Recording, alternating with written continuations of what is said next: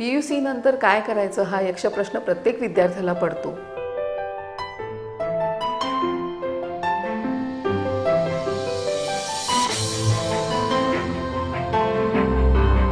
प्रत्येक विद्यार्थ्याला डॉक्टर होता येत नाही, पण वैद्यकीय शाखेशी संबंधित अनेक अभ्यासक्रम किंवा विविध कोर्स आहेत ज्याचा अभ्यास करून त्याला पदवी मिळवता येते.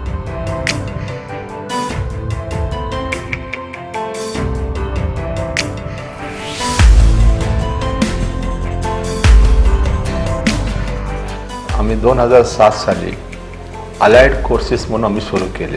हे अलाइड कोर्सेस म्हणजे ते मेन स्ट्रीम हेल्थ प्रोफेशन जे असतात, म्हणजे medical, dental, homeopathic, ayurvedic, nursing, physiotherapy, pharmacy, हे जे म्हणतात ते मेन स्ट्रीम प्रोफेशनल कोर्सेस.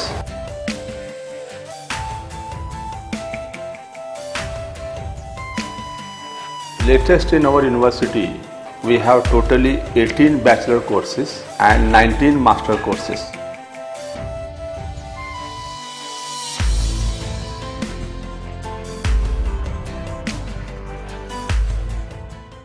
अभी ये कार्डियक केयर टेक्नीशियन जो कोर्स है हमारे पास BSc में है, और बहुत सारे बच्चे आजकल BSc के बाद इसी कोर्स में MSc भी करते हैं. उसको बोलते हैं MSc एकोकार्डियोग्राफी.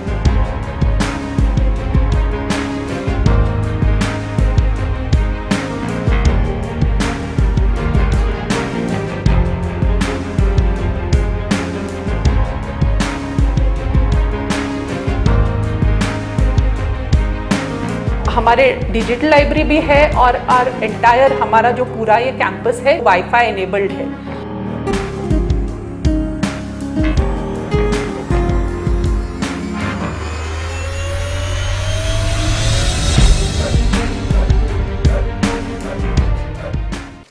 नमस्कार.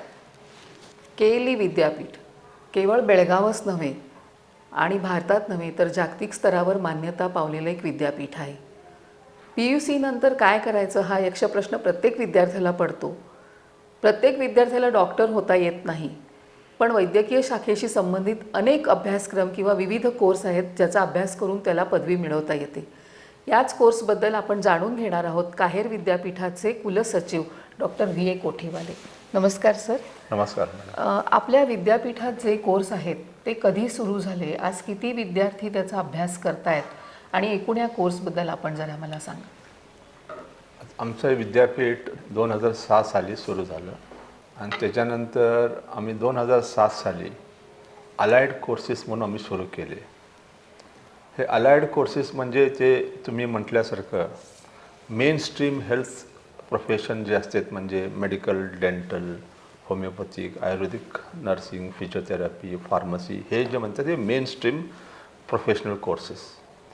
ह्याला सोडून जे विद्यार्थ्यांना हे कोर्सेस न मिळत असते, त्यांना दुसरं काय तर कोर्स करायचं असते, त्या संदर्भित त्यांना सीट मिळालं नाही म्हणजे, आणि ह्या कोर्सेसला ते घेऊ शकतात आणि ह्याच्यामध्ये पळू शकतात. हे इम्पॉर्टंट काय आहे म्हणजे हे आपल्या कुठलंही मेन आमच्या अलाइड हेल्थ कोर्सेसला एक डॉक्टर म्हणून अगोदर काम करत होते तसं हे आता करू शकत नाही. का? रिसर्च बदलले, टेक्नॉलॉजी बदलली, सुविधा सगळं बदलले. टेक्नॉलॉजीमुळे गॅजेट्स, इक्विपमेंट्स आणि त्याच्यानंतर त्याच्या संबंधित अलाइडमध्ये सपोर्टसाठी वेगळं प्रकारचे जे सगळं पाहिजे. तसल्यामुळं असल्यानं ते काय होते, आता ते कॅथ लॅब फॉर एक्झाम्पल तुम्हाला सांगतो की आता कार्डियक कॅथ लॅब करायचं आहे, ते इक्विपमेंट पाहिजे, त्याला मेंटेनन्स पाहिजे, त्याला ऑपरेशन माणूस पाहिजे, मग त्याच्यानंतर ते सप्लाय करायला, इक्विपमेंट सप्लाय करायला माणूस पाहिजे, आणि त्याशिवाय त्या संदर्भित त्यांचं सगळं मेंटेनन्स पाहिजे आणि तो ट्रेनड पाहिजे. ते सगळं व्हायला म्हणजे स्पेसिफिकली ते गोल रिलेटेड ट्रेन माणूस पाहिजे. सगळ्यांना घेऊन आता आम्ही एक वाढवायला घेऊन ते आज सोडू शकत नाही. म्हणजे आता CT स्कॅन करायचं आहे, CT स्कॅन बटन कुठं आहे, बंद कसं करायचं, कसं मूवमेंट करायचं, काय करायचं, हे बघण्यासाठी त्या माणसाला ट्रेंड पाहिजे. आता डायलिसिस चाललं आहे, किडनी डिसीज, म्हणजे आता 20-25 वर्षात 40 वर्षापर्यंत डायलिसिस कमी होते आणि किडनी फेल्युअर म्हणजे ते त्यांचं सगळं एंड होत होतं. आत्ता काय झालं, सगळ्याकडे डायलिसिस मशीन झाले, प्रायव्हेट सेक्टरमध्ये झाले, स्मॉल नर्सिंग होममध्ये करायले आहेत, आमच्या हॉस्पिटलमध्ये डायलिसिस चालू आहे. त्यामुळं भरपूर किडनी रिलेटेड लोक 15 वर्ष 10-20 वर्ष असं त्याच्यामध्ये जगू शकते आणि राहू शकते आरामसे. त्याच्यासाठी काय डायलिसिस म्हणजे त्याचं मशीन काय, त्याचं कनेक्शन काय, ट्यूब कसं घालायचं, कुठून घालायचं, हे एक डॉक्टर मी किडनी स्पेशालिस्ट आहे, मी करू शकत नाही. मी डायलिसिस करणार हे करून सांगितल्यावर ते अलाइड कोर्सेससाठी आम्ही ट्रेनिंग करतो. परफ्युजन, डायलिसिस, कार्डियक टेक्नॉलॉजी, एकोकार्डिओग्राफी, असं वेगवेगळ्या तऱ्हेचं आमचे कोर्सेस आमच्याकडे म्हणजे आहेत. मेन मेडिकल स्ट्रीमला तुमचे हे सगळे कोर्सेस सपोर्ट सिस्टम म्हणून या सपोर्ट सिस्टीममुळे काय ते क्वालिटी, टाइम आणि कम्फर्टनेस आणि इझीनेस हे सगळं वाढत येते. मग आता ह्या कोर्सकडे येणाऱ्या विद्यार्थ्यांची संख्या किती वाढते आहे का? आता 100% वाढाले. म्हणजे आमच्याकडे ना स्किल्ड पॉप्युलेशन पाहिजे. पॉप्युलेशन भरपूर आहे. पोरांना आता ते अगोदर ते काय करू, वकील केलं, हे केलं, आर्ट्स केलं, कॉमर्स केलं, हे करत त्यांनी मग कुठं जॉब घ्यायला पाहिजे. बट हे प्रोफेशन म्हणजे काय ते स्किल्ड प्रोफेशन्स आमच्या हॉस्पिटलचं संख्या कमीच आहे आणि त्यांचं ॲडमिशन म्हणजे जॉब मिळायचं गॅरंटी वाढलेला झालेलं आहे. ओके. मग त्यामुळं हे चांगलं आम्ही डेव्हलप केलं. म्हणजे कोर्स सिलेक्शन बरोबर करून त्यांना ट्रेनिंग दिले, मग भरपूर हॉस्पिटलमध्ये त्यांना जॉब मिळतात. म्हणजे का म्हणजे त्या मोठे corporate hospital, tertiary care hospital, transplant आणि टेक्नॉलॉजी रिलेटेड नवीन यायला आमच्याकडं. आम्ही त्या नवीन आल्यानंतर सगळं एक मशीनला म्हणजे एव्हरी इक्विपमेंटसाठी एक ट्रेंड या 2 ट्रेंड माणूस पाहिजे. त्या असं म्हणजे एक प्रोसिजरला आम्हाला 3-4 लोक पाहिजे. बरोबर. ते हे सगळं वाढायला म्हणजे आमचं टीम पण तयार व्हायला पाहिजे. बरोबर. मग ते आता आम्ही हे संख्या मीडियामुळं हे तुम्ही प्रोपोगेट केला आणि आमच्या एका गावात, एका शहरात, एका मुलात ते सगळं मिळालं, त्याला ते ऑप्शन मिळते की ते काय करू शकते. आणि मेडिकलला जायचं तर एक खूप पैसे लागतात आणि कॉम्पिटिशन खूप आहे अशी एक समज होती. पण ह्या कोर्सना मला वाटतं अफोर्डेबल फी आहे. आम्ही काय केले की आता कुठलंही आमचे कॉलेजचे विद्यार्थ्यांना 30, 40, 50, 60, 70 म्हणजे डिपेंडिंग ऑन त्यांचं रिक्वायरमेंट आणि अलॉटमेंट. म्हणजे आम्हाला काय ते आम्हाला पण तेवढं ते म्हणजे मेंटेन शिकवण्यासाठी तेवढं मशीन म्हणा, हे म्हणा, परीक्षासाठी, ट्रेनिंगसाठी त्यांना आम्ही मशीनवर द्यायला लागते. त्याचं अनुकूल नसून ते आम्ही ते रेट करत असतो. युजली हे अफोर्डेबल आहे. 40,000 ते 50,000 मध्ये आम्ही हे ॲडमिशन मिळू शकतो. आणि हेल्थ प्रॉब्लेम्स किंवा हेल्थ कॉम्प्लिकेशन्स वाढल्यामुळे सुद्धा आता ह्या कोर्सना फार मागणी आली. 100% काय झालं, आयुष्य वाढलेलं आहे. म्हणजे प्रिव्हेन्शनसाठी भरपूर काम चालले आहे. त्यामुळं इन्व्हेस्टिगेशनमुळे आम्ही ऑलरेडी अवेअर झाले की आम्हाला काय करायला पाहिजे, काय त्यामुळं एक 4-5 वर्ष 10 वर्ष अगोदर ते 20 वर्षा पाठीमागाने आता म्हणजे लाईफ स्पॅन वाढलेला आहे. जसं लाईफ स्पॅन वाढत जाते, एल्डरली पॉप्युलेशन वाढत जाते. एल्डरली पॉप्युलेशन कसं वाढत जाते, ते एल्डरली रिलेटेड फ्रॅक्चर म्हणा, कॅन्सर म्हणा आणि ते डिजनरेटिव्ह डिसीज म्हणा, न्यूरोलॉजिकल प्रॉब्लेम म्हणा, हे वाढत जाणार. त्याच्यासाठी हे भरपूर भयंकर इम्पॉर्टंट आहे. Sir, right now how many courses are there? Can you brief me? Yes, sir. Now, at latest in our university, we have totally 18 bachelor courses and 19 master courses. These bachelor courses, to give example, the medical laboratory technology, radiography, anesthesia technology, perfusion technology, cardiac care technology, neuroscience technologies, renal dialysis technology, optometry, biostatistics and population sciences, nutrition and dietetics, critical care technology, endoscopy technology. See, these are the courses which are there as a bachelor courses. Then the master courses are, again, there are anatomy, epidemiology, psychology, perfusion technology, echocardiography. These are the few master courses, courses. So totally we have 18 bachelor courses and 19 master courses. And totally in 21-22 admissions where 360 students have taken admission in different courses from in and around Belgaum. Outsider students are allowed? Yeah, outsiders, any one, they can come from anywhere. Ours is a deemed university. We maintain the national level attitude, status. so that we admit from anybody from Nepal, from Madhya Pradesh, Gujarat, students are there and they are there with us. सार्वजनिक आरोग्य सुविधा में आज बहुत सारे लोगों की ज़रूरत है। आयुर्मान बढ़ता जा रहा है और लोगों के हेल्थ प्रॉब्लम्स को डील करने के लिए बहुत सारे लोगों की ज़रूरत भी है। हर एक कोई डॉक्टर नहीं हो सकता है, लेकिन पैरामेडिकल में आज ऐसे अनेक कोर्सेज हैं जिनके बारे में हम आज जानकारी लेंगे। आज हमारे साथ है school of allied health sciences की प्रिंसिपल डॉक्टर उर्मिला कागल, जो केएलई यानी काहिर विद्यापीठ से जुड़ी है। हम उनके साथ बात करेंगे और उनसे जानकारी लेंगे कि ये कोर्सेज कौन से हैं। नमस्कार। जैसे हमारे रजिस्ट्रार सर ने कहा आपसे कि यहाँ हमारे पास बैचलर्स कोर्सेज भी हैं और मास्टर्स कोर्सेज भी हैं। बैचलर्स कोर्सेज और मास्टर्स कोर्सेज हर एक कोर्स के बारे में बताना तो यहाँ नहीं कर सकती मैं, लेकिन कुछ इम्पॉर्टेंट कोर्सेज हैं जिनके बारे में आपको जानकारी दे सकती हूँ। जैसे हमारे पास अभी बीएससी कार्डियक केयर टेक्नोलॉजी है। अब आपने सुना होगा कि हार्ट अटैक के पेशेंट्स जो होते हैं वो कार्डियोलॉजी ओपीडी में वार्ड में एडमिट होते हैं, तो उन पेशेंट्स पे कुछ ऐसे उन्हें क्या प्रॉब्लम हुआ है ये देखने के लिए डायग्नोस्टिक मोडालिटीज़ होते हैं। तो बहुत सारे मशीन्स का यूज़ करना पड़ता है, जैसे ईसीजी मशीन, ट्रेडमिल टेस्टिंग, एको मशीन। और बस उतना ही नहीं, आपने सुना होगा कि हार्ट अटैक के जो पेशेंट्स होते हैं उनके कोरोनरी सर्कुलेशन में प्रॉब्लम होता है, तो उनको वो स्टेंट डालना पड़ता है। तो वो स्टेंटिंग में और इन सब जैसे कि मैंने कहा इतने सारे डायग्नोस्टिक मोडालिटीज़ हैं, इतनी सारी मशीनें हैं हमारे पास, उन मशीनों को चलाने के लिए हमें स्पेशलाइज्ड कार्डियक केयर टेक्नीशियंस की ज़रूरत पड़ती है। अभी ये कार्डियक केयर टेक्नीशियन जो कोर्स है हमारे पास बीएससी में है, और बहुत सारे बच्चे आजकल बीएससी के बाद इसी कोर्स में एमएससी भी करते हैं, उसको बोलते हैं एमएससी एकोकार्डियोग्राफी। अब इसके अलावा हमारे पास बीएससी न्यूरोसाइंस कोर्स भी है। अभी बीएससी न्यूरोसाइंस में आपने देखा होगा बहुत सारे पेशेंट्स जिनको आप बोलते हैं, हम मेडिकल टर्म्स में उन्हें एपिलेप्सी बोलते हैं, फिट्स होते हैं या उनको हेड इंजरी होती है, तो उसके बाद वो नर दोष के स्पेशलिस्ट जो होते हैं वो उनके पास जाते हैं। तो वो नर दोष स्पेशलिस्ट के पास भी पेशेंट को क्या हुआ है उसे जानने के लिए कई मशीन्स होती हैं, उसको बोलते हैं ईईजी, इलेक्ट्रोएन्केफेलोग्राफी, और उसके अलावा उनके पास होता है वो ईएमजी। वो ऐसे सारे मशीन्स चलाने के लिए स्पेशलाइज्ड टेक्नीशियंस की ज़रूरत होती है। तो हमारे पास एक और कोर्स भी है, बीएससी न्यूरोसाइंस टेक्नोलॉजी कोर्स। अभी इसके अलावा आपने सुना होगा कि जब पेशेंट बीमार पड़ता है तो उसके ब्लड टेस्ट्स किए जाते हैं। तो ब्लड टेस्ट्स यानी कि वो ब्लड को बहुत सारे मशीन्स के अंदर डाल के जानना पड़ता है कि पेशेंट को कौन सी बीमारी हुई है।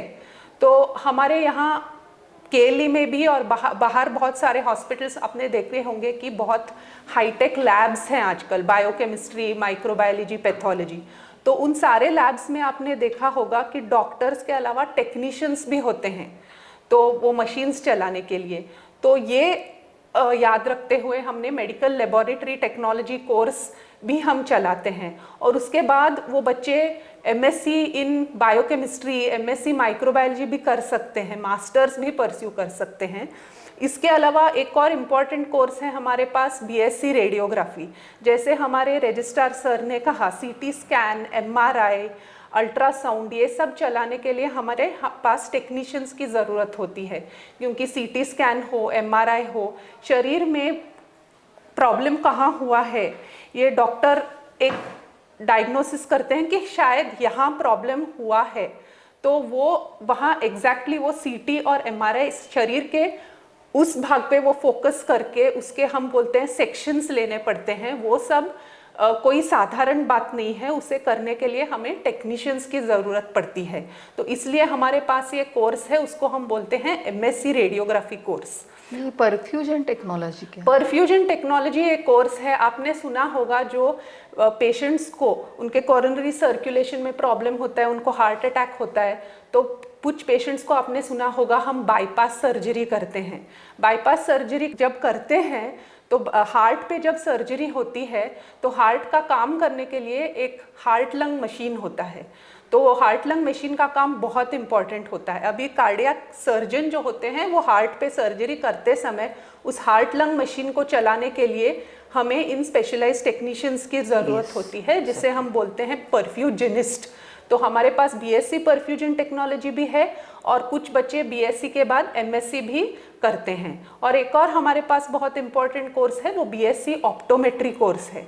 अब बहुत सारे लोग, अभी मैं भी चश्मा पहनती हूँ, तो वो चश्मे का नंबर जो होता है वो एग्जैक्टली क्या है और उसके हिसाब से स्पेक्टिकल्स देने पड़ते हैं। बस उतना ही नहीं, ऑफ्थल्मोलॉजिस्ट यानी कि आई स्पेशलिस्ट के आप जब ओपीडी में गए होंगे, आपने देखा होगा कि पेशेंट को क्या हुआ है वो जानने के लिए उनके पास भी आजकल इतने सारे डायग्नोसिस के लिए मशीन्स होते हैं। फॉर एग्जांपल आपने स्लिट लैम्प देखा होगा, तो वो स्लिट लैम्प चलाने के लिए या फिर चश्मा देने के लिए, इन सब के लिए हमें स्पेशलाइज्ड टेक्नीशियन की ज़रूरत होती है, जिससे हम कहते हैं ऑप्टोमेट्रिस्ट। वो ऑप्टोमेट्रिस्ट काम करते हैं आई स्पेशलिस्ट के साथ भी। और आपने देखा होगा जहाँ चश्मे बेचते हैं, ऑप्टिशियन के दुकान में गए होंगे, वहाँ भी ऑप्टोमेट्रिस्ट की ज़रूरत पड़ती है। ये सारे जो मैंने आपको बताया, ये सारे बैचलर्स कोर्सेज हैं। कुछ बैचलर्स कोर्सेज की मैंने जानकारी दी है आपको, ये छोड़ के भी हमारे पास और भी बहुत सारे बैचलर्स कोर्सेज हैं। अभी मास्टर्स कोर्सेज, जैसा कि मैंने कुछ मास्टर्स कोर्सेज के बारे में कहा, MSc echocardiography, MSc perfusion technology, biochemistry और माइक्रोबायोलॉजी, उसके अलावा हमारे पास एमएससी बायोटेक्नोलॉजी कोर्स भी है।